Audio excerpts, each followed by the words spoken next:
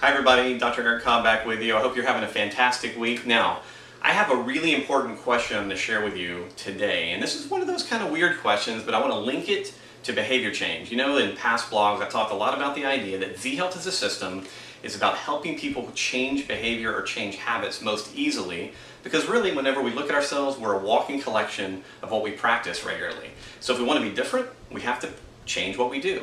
Now, there's a lot of complicating factors in all this, but to explain the question and really kind of the goal of today's blog, I want to share with you a quick story. We were teaching in Denmark several weeks ago, and one of the students there had this great example of exactly what we're talking about. So before I talk about her story, let me give you the question that I want you to ask. Or remember, the question in English is a little strange, but follow along. The question is, what happened before what happened happened? All right, let me say it again. What happened before what happened happened? Now, the whole idea here is that whenever we perform any kind of habit, that maybe it's not our favorite habit, it's something that we would like to change, there was a whole host of events that occurred that led up to us maybe, overeating at night or skipping an exercise session. And so one of the coolest things that you can do in terms of learning how to change behavior more elegantly is starting to evaluate the things that come before. And so the story that we were told, which was fantastic, we were teaching a course called Sustenance and Spirit, which is really our advanced certification on how to help clients make behavior change more easily regarding food and regarding anything else that they're trying to accomplish in their health and fitness life. And so the story that we were told, it was a Z-Health trainer who had gone through an earlier certification, and she said, I had this really weird experience. She goes, I went through the classes, and I was doing all my Z-Health exercises and feeling tremendously better. She said, it was actually the best I've felt in years. I was pain-free. And then I went home and went back into my daily life, my daily routine.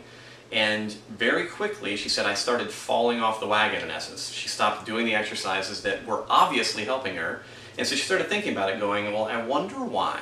And what she realized was that the exercises that she needed to do were foot exercises. And she had hardwood floors, and so it was to make the exercises comfortable and pain-free, she had to use a mat that she kept in a closet.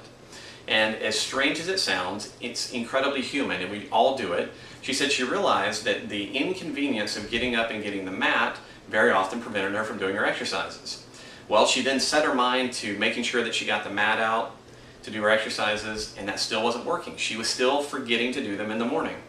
And so with some of the analysis that we were doing in the class, what she really eventually realized was that when she got up in the morning, if she left her computer open, she had a laptop, if she left it open, one of the very first things she was tempted to do when she woke up was to sit down, open up her email and start reading. And if you aren't familiar with this, you know that email can suck time. We can be drawn into the email black hole. And so through this kind of series of cool conversations about what happened before what happened, she started to realize that the way to fix her exercise compliance issue was not to try harder, to use more willpower, to beat herself up and say you need to be more self-disciplined.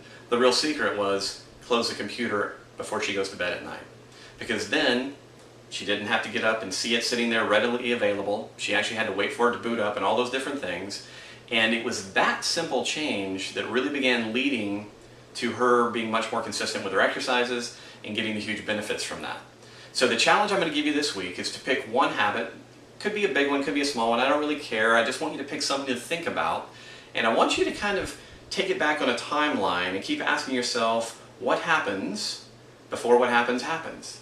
Because as I said, I have found this an incredibly useful concept and tool that if we stop beating ourselves up and telling ourselves we don't have enough willpower, it actually allows us to logically look at how our environment helps create our behavior.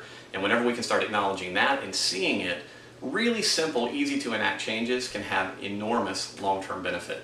So that's the challenge this week. I hope you enjoy the process. Let us know what you find out. I'm always fascinated to hear how you're applying this information in your own life. So please email us, give us a call, let us know how we can help, and in the process, teach us more about what we can do for you.